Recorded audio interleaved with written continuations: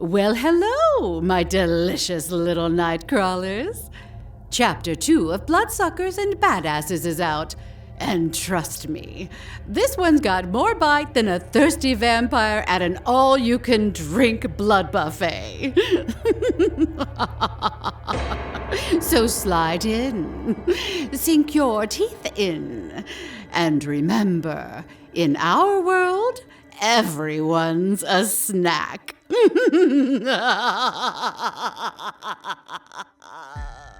Chapter 2, Unravelling the Mystery. Quenton parked his pickup amidst thick bushes. He and Scarlet stepped out, retrieving a small cache of weapons from the truck bed. Together, they embarked on their mission, using Scarlet's vampire detector app to track their quarry. The app scanned for large clusters of vampire activity beneath the ground.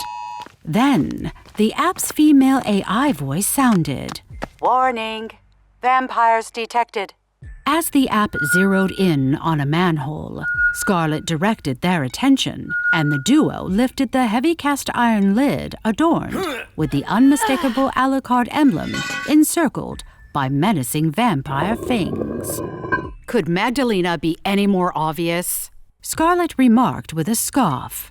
I gotta admit it, her emblem looks fantastic. Quenton quipped.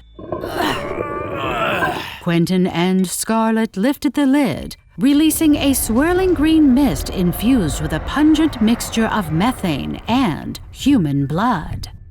Quenton pulled out his flask and offered it to Scarlet with a grin. Down with the devil, he said, taking a swig before passing it over. Scarlet accepted it, took a sip, and winced at the strength. To hell we go, Scarlet declared as they ventured into the dark, dank sewers, their senses heightened. The air was thick with the stench of decay as they cautiously made their way through the labyrinthine tunnels, their footsteps echoing against the damp walls. Smells worse than hog shit down here. Quenton remarked. You would know, cowboy, Scarlet retorted with a crooked smile. You're just getting me back for calling you a racist, Quenton remarked. Scarlet shot Quenton a warning glance. With each step, they revealed more of Magdalena's sinister network of dwellings concealed beneath the city. The sewers resembled a maze with secret passageways and hidden chambers leading to underground bunkers, reminiscent of deep military installations. Zombie-like undead mumbled and drooled as they roamed aimlessly. Corpses were scattered everywhere, pale and sucked dry of blood. Quenton and Scarlet exchanged grim looks as they realized the magnitude of Magdalena's operation. Hey, Scarlet, Quenton said, breaking the silence in an attempt to lighten the mood. Why did the vampire get a job at the blood bank? Because he wanted to work the night shift. I can't help but think you have a beef with silence, Quenton, she responded, prompting a grimace from Quenton. As they pressed forward, Quenton and Scarlet encountered packs of feral and scrawny night crawlers lurking in the shadows, their glowing green eyes gleaming with hunger as they stalked their prey. Suddenly, a gang of vampires lunged out and attacked the duo. Scarlet sprang into action, her MMA skills proving invaluable as she dispatched the vampires with swift precision. She moved like a whirlwind, her movements fluid and deadly.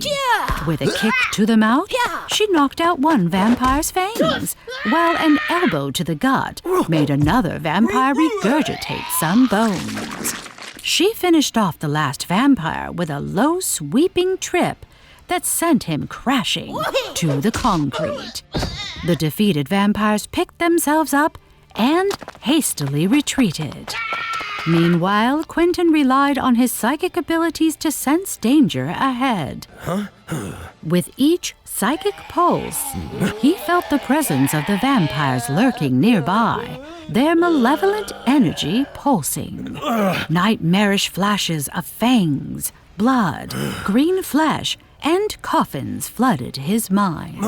Coming out of his psychic trance, he looked up to see Scarlet standing victorious over the fallen vampires. Damn, girl! You more badass than the chick with the dragon tattoo! Quenton exclaimed, impressed. You mean Lisbeth Salander? Scarlet asked. Actually, she wasn't that badass of a chick. No? Quenton questioned. Shit, no. Scarlet continued. She had all kinds of PTSD from her traumatic childhood experiences. Emotionally scarred, socially isolated, trust issues up the wazoo. Me, I don't have those problems. Nobody's to blame for my karma or my choices. And most importantly, I'm aware that my perceptions are based on how I choose to see my life. I'm not into victimhood. But then again, I'm not a submissive person. Quenton fluttered his eyelashes playfully as he looked at Scarlet and remarked, I think I'm in love. Suddenly, alerted by his psychic senses, he spun around his trusty crossbow loaded with a stake and fired at an assaulting vampire. The stake hit square in the heart, causing the vampire to collapse instantly. Quenton approached the fallen vampire, yanked the stake out of its chest, wiped the blood off on his pant leg, and reloaded his crossbow with practiced efficiency. Another vampire hurled itself at Scarlet, but before she could react, Quenton pulled the pin with his teeth and lobbed a holy water grenade at the green-fleshed monster.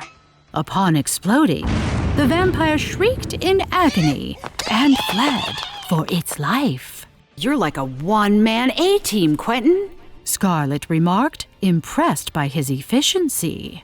Mr. T was my idol, minus that mohawk and all them gold-plated rope chains around his neck. Quenton replied with a giggle. And now it's time to rid the sewers of more of Magdalena's minions. As they ventured deeper into the sewers, tracing the path of blood and corpses toward Magdalena's lair, Quenton and Scarlet confronted the imposing gates of Castle Alucard in Transylvania. The rusted wrought iron, embellished with razor-sharp spears, and the formidable Alucard fanged emblem loomed before them. The ancient limestone structure towered ominously against the night sky, its crumbling battlements serving as a chilling testament to the power it held within. Scarlet squatted and scaled the iron gate with agility akin to Spider-Man. Quenton then produced a grappling gun, firing a hook that lodged into the castle crenel. With practiced skill, he tucked himself up the rope and over the gate. Jump up here, Scar! Let's climb up, then work our way down! Quenton called out. Scarlet complied, leaping up to join Quenton. Together, they scaled the full height of the castle until they reached the top, where they landed with a solid thud. Then, an old wooden door at the threshold of the roof entrance creaked open, eerily welcoming the two vampire hunters inside the castle. With trepidation, Quenton and Scarlet stepped inside the castle walls, their footsteps echoing off the cold stone floors as they made their way through a dimly lit corridor. The air was thick with the scent of blood, minced with moonshine, and the distant sound of machinery filled the air. Guided by the sound, they swiftly arrived at a distillery production line, adorned with numerous test tubes and stirring rods. Within, a mysterious red liquor bubbled and hissed, sending a chill down Quenton's spine. He realized that Magdalena's influence reached far beyond the sewers and into the core of Transylvania itself. What in God's name is in those tubes, Scar? Quenton asked. Scarlet produced her phone and used the vampire detector app to scan the test tubes. Scanning. 5 parts adrenochrome, 1 part spiritus alucard. The app announced. What is spiritus alucard? Scarlet inquired of the AI tool. Vodka, 96% alcohol by volume. Came the response. Standing in the ominous shadow of Castle Alucard, they stilled themselves to confront Magdalena, the vampire. Well, that was fun. Don't wander off too far, my dark darlings. Chapter 3 is creeping up sooner than you think.